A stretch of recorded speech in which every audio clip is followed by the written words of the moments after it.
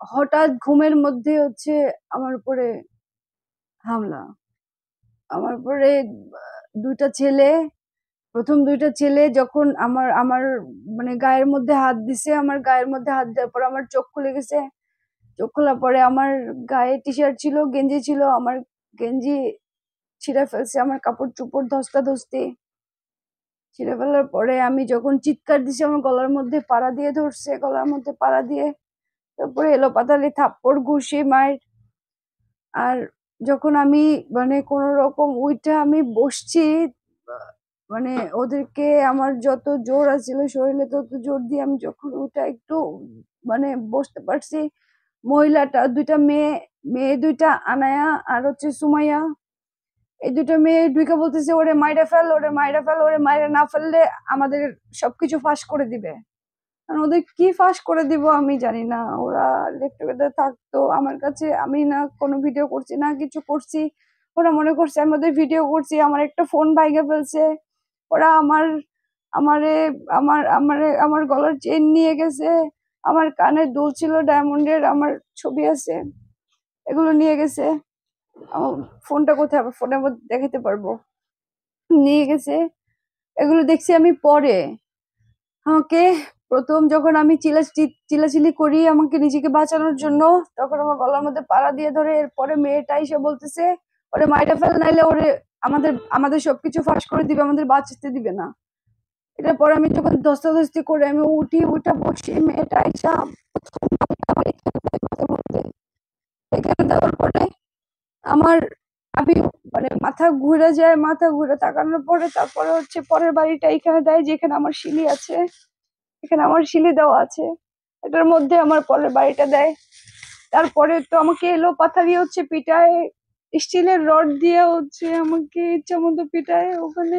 মানে আমি আমি ওখানে বুঝতেছি যে আমি আমার যে অবস্থা, আমি তারপরেও নিজের যতটুকু শক্তি ছিল, জোর ছিল, তাই দিয়ে আমি কার যেন হাতে একটা কামড় দিছি, আমি হাতে না পায়ে কোথায় একটা কামড় দিয়ে আমি ওদের কাছ থেকে ছুঁইটা, ওই অবস্থায় আমার গায়ে কাপড় নেই, আমি এরকম করে আমি তারপর হচ্ছে এসে যাই বা বেলকনিতে যাই। বেলকনিতেও হচ্ছে বেলকনির গ্লাসের তো লক নাই, ওটার লক নাই। বেলকনি গ্লাসের তো লক ভিতর থেকে রুম থেকে করা যায়, বাইরে থেকে করা যায় না। আমি ওইটা লকও করতে পারি না। ওরা ওইখানে যাইয়া হচ্ছে ওইটা খুলে আমি মানে আমাকে আবার আবার মারে, আবার যে চারজন আমার উপরে মায়ের। ওখানে বারান্দার মধ্যে সব রক্ত দিয়ে ভরা আছে, আপনারা গেলে দেখতে পারবেন সবাই।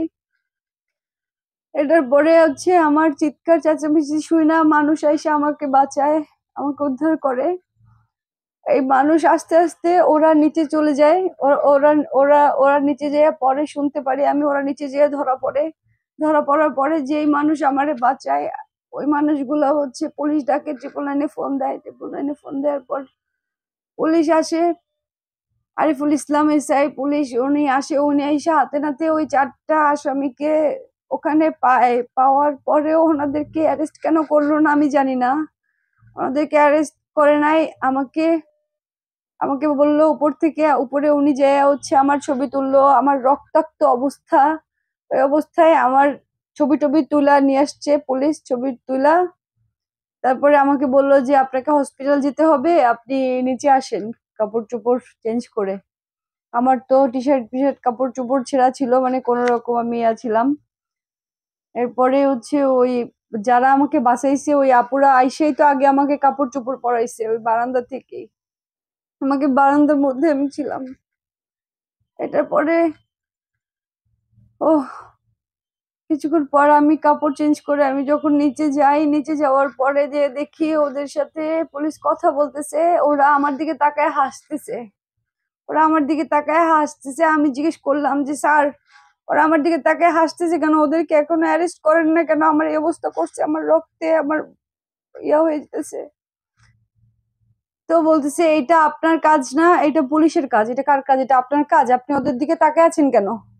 আপনি ওদের দিকে তাকায় আছেন, এখন আপনি আগে সুস্থ হন, আপনি থানায়, আপনি হসপিটালে যান, আপনি আগে সুস্থ হন, তারপর আপনি থানায় আসেন, তাদেরকে অ্যারেস্ট করা হবে মামলা করার পর।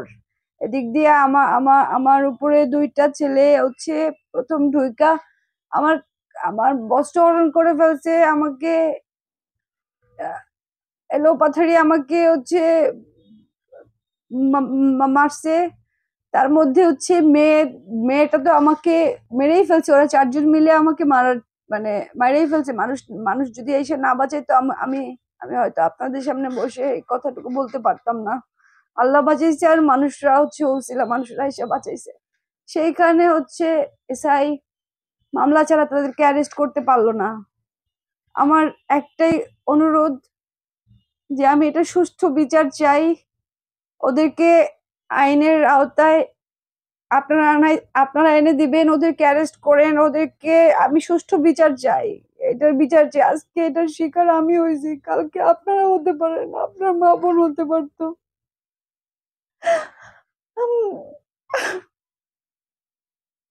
আমার আমার আমার জিনিসপত্র নিয়ে গেছে। আমার আমার আমি যে নতুন বাসায় উঠবো, নতুন বাসায় ওঠার জন্য আমি টাকা আনছি, আমার ক্যাশ টাকা নিয়ে গেছে। আমার গলায় চেন ছিল, আমার চেন নিয়ে গেছে, স্বর্ণের চেন।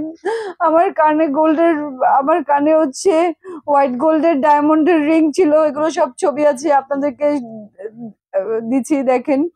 এগুলো সেগুলো সব নিয়ে গেছে, কিচ্ছু নাই। ওরা শুধু আমাকে মারে নাই, ওরা আমাকে লুইটা নিয়ে গেছে। এরপর থানায় যাওয়ার পর কি মামলা নিছে?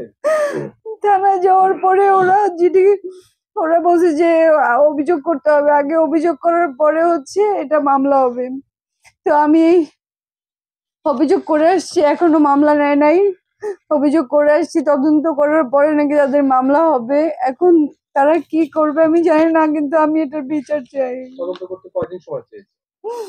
তারা এটা বলে নাই। আমি অভিযোগ করে এসেছি কালকে রাতে অভিযোগ করে এসেছি। আজকে সারাদিন চলে গেল, এখনো তো এসআই কে আমি অনেকবার একাধিকবার ফোন দিছি জানার জন্য যে কি হইলো, কি করলো। তারা এসআই আমার ফোন ধরে নাই, একটা ফোনও আমার এসআই রিসিভ করে নাই, এসআই আরিফুল ইসলাম।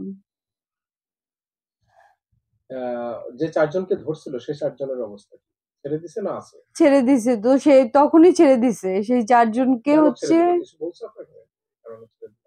আমাকে কিছুই বলে নাই। আমাকে বলছে, আমি বললাম স্যার আপনি এদেরকে ছাড়তেছেন, ধরেন না কেন? এরা আমার দিকে তাকায় আবার হাসতেছে। এরা আমাকে আমাকে তো মারছে ইচ্ছা মতো হচ্ছে, আমার সবকিছু নিয়ে। নাইমা আমাকে তো মেরেই ফেলছে, এক প্রকার অ্যাটেম্প টু মার্ডার চেষ্টা।